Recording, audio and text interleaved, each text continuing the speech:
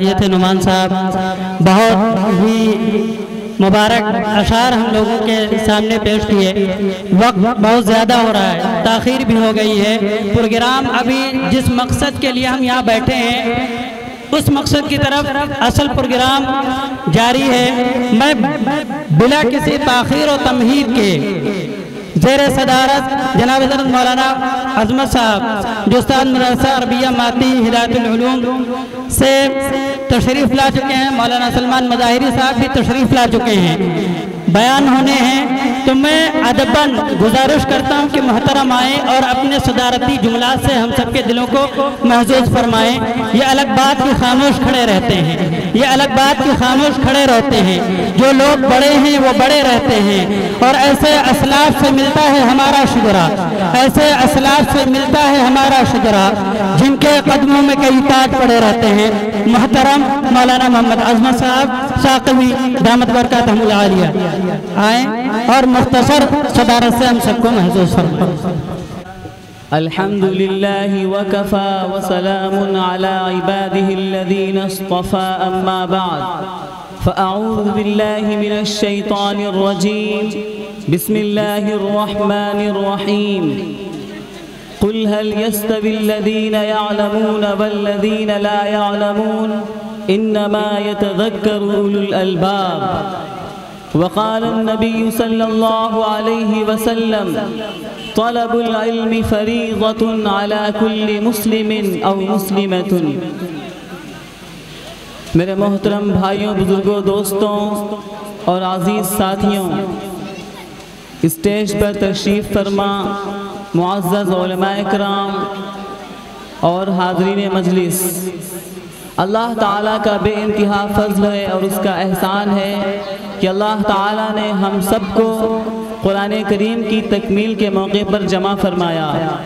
اور دین کی باتیں کرنے سننے کے بہترین مواقع فراہم کیے۔ معزز ساتھیوں، اللہ تعالیٰ نے جو اس امت محمدیہ صلی اللہ علیہ وسلم کو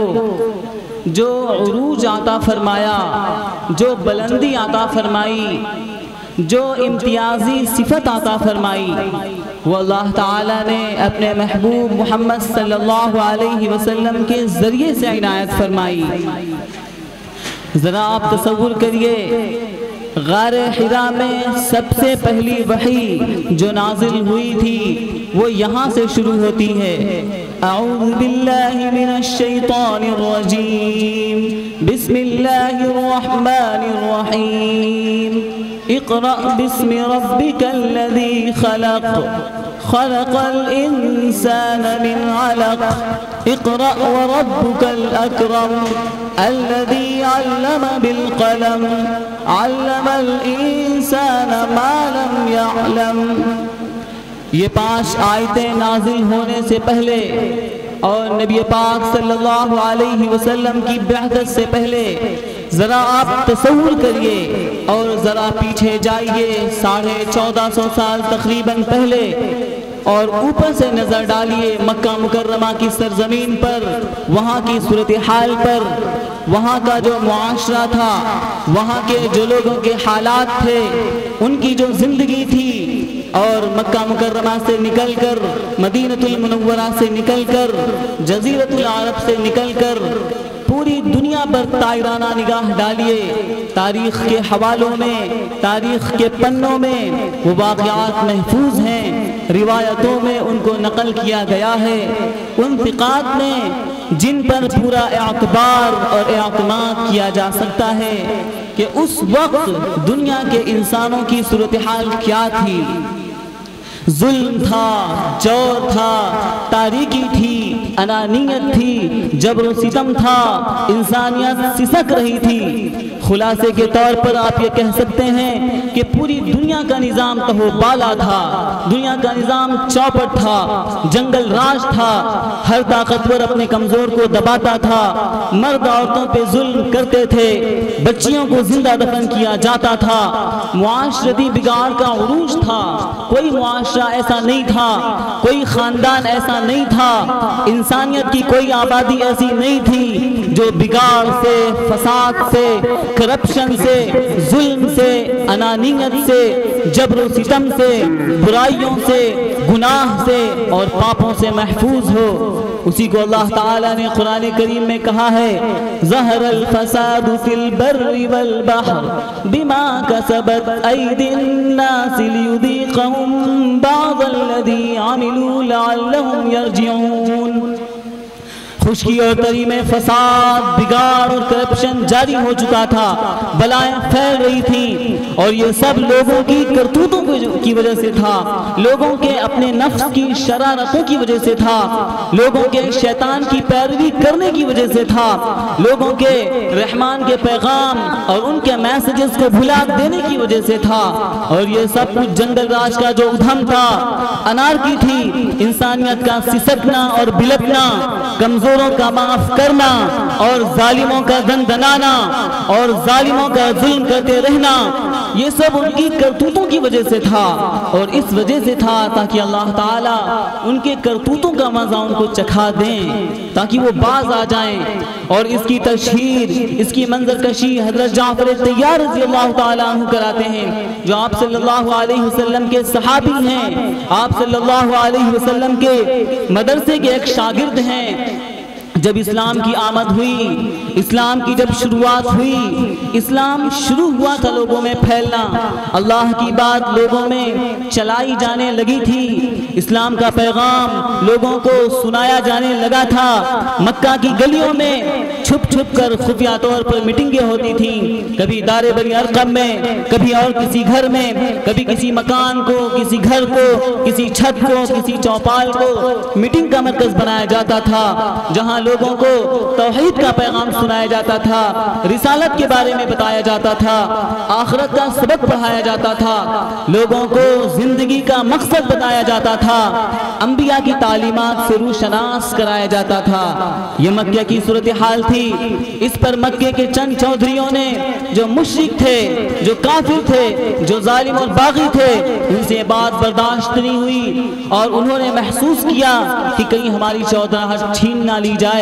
انہوں نے ایکشن لینا شروع کیا، انہوں نے جگہ جگہ پر چھاپے مارنے شروع کیے، اور مسلمانوں کی ٹوہ میں لگ کر ان کو ٹارچر کرنا شروع کیا، سزائیں دینی شروع کی، تکلیفیں دینی شروع کی۔ اسی وقت ایک قافلہ نبی پاک صلی اللہ علیہ وسلم کی ہدایت پر ملک حبشہ پہنچا تھا، نجاشی بادشاہ کے دربار میں، اس پر بھی ان کے نمائندے پہنچے پیچھے سے، بادشاہ کو ورغلانے کے لیے، اسلام کی، مسلمانوں کی، محمد صلی اللہ علیہ وسلم کی غلط تصویر پیش کرنے کی کوشش کی گئی، غلط پروپیگنڈے کیے گئے، طرح طرح کی الزام تراشیاں کی گئیں، لیکن اس وقت ایک مرد مومن کھڑا ہوا اور اس نے بتایا کہ ہماری صورتحال کیا تھی۔ كنا قوما أهلك إلي أن تعبد الأصنام ونأكل الميتة ونأتي الفواحش۔ اور ساتھ ساتھ جعفر طیار نے ساری وہ برائیاں، سارے وہ جرائم، سارے وہ پاپ جو مکہ المکرمہ میں اور ان کی آبادی میں رائج تھے وہ گنائے کہ ہم جہالت میں پڑے ہوئے تھے، نہ اللہ کو جانتے تھے، نہ اس کے رسول کو پہچانتے تھے، پتھروں کو ہم پوجتے تھے، مردار کھاتے تھے، رشتے ناتوں کو توڑتے تھے، برے کام کرتے تھے، رشتے ناتوں کو توڑتے تھے۔ غرض یہ کہ کوئی بھی برائی ایسی نہ تھی جو ہم میں پائی نہ جاتی تھی، لیکن نبی پاک صلی اللہ علیہ وسلم نے جن کے نسب کو، جن کی سچائی کو، جن کی امانت داری کو، جن کی پرہیزگاری کو ہم خوب جانتے ہیں، انہوں نے ہمیں ایک اللہ وحدہ لا شریک کی طرف بلایا، انہوں نے ہمیں پتھروں اور بتوں کے پوجنے سے منع فرمایا، انہوں نے ہمیں اچھے کام کرنے کا حکم دیا، انہوں نے ہمیں برے کاموں سے منع فرمایا، انہوں نے ہمیں سچ بولنے کا حکم دیا، انہوں نے ہمیں سبق دیا انسانیت کا، دیانت کا، امانت داری کا، پرہیزگاری کا، ہمارے خالق سے، ہمارے مالک سے، ہمارے مولا سے، ہمارے پالنہار سے رشتہ جوڑا جو صدیوں سے ٹوٹا ہوا تھا۔ ان تعلیمات کو ہم نے اپنایا، ہم نے شرافت سیکھی، ہم نے پاک بازی سیکھی، ہم نے عفت و پاک دامنی سیکھی، ہم نے یہ بھی سیکھا کہ ظالم نہ بنا جائے، کمزوروں پہ ظلم نہ کیا جائے، ہم نے یہ بھی سیکھا کہ بچیاں تو رحمت ہیں، بچیاں تو جنت میں جانے کا سبب ہیں، جنت میں داخلے کا سبب ہیں۔ اس نبی نے ہمیں پڑھایا کہ عورتوں کے ساتھ کیسا سلوک کیا جائے، بچیوں کے ساتھ کیسا سلوک کیا جائے، یتیموں اور بیواؤں کے ساتھ کیسا سلوک کیا جائے۔ وہ تو سراپا رحمت ہیں، رحمت للعالمین ہیں۔ اس موقع پر یہ 5 آیتیں نازل ہوئی تھیں، اور یہ 5 آیتیں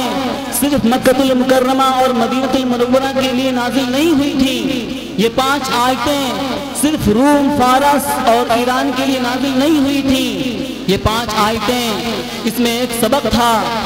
یہ ایک پیغام تھا جو لوگوں کو سنایا جا رہا تھا، یہ ایک سبق تھا جو لوگوں کو دیا جا رہا تھا کہ اگر معاشرے کے بگاڑ کو سدھارنا ہے،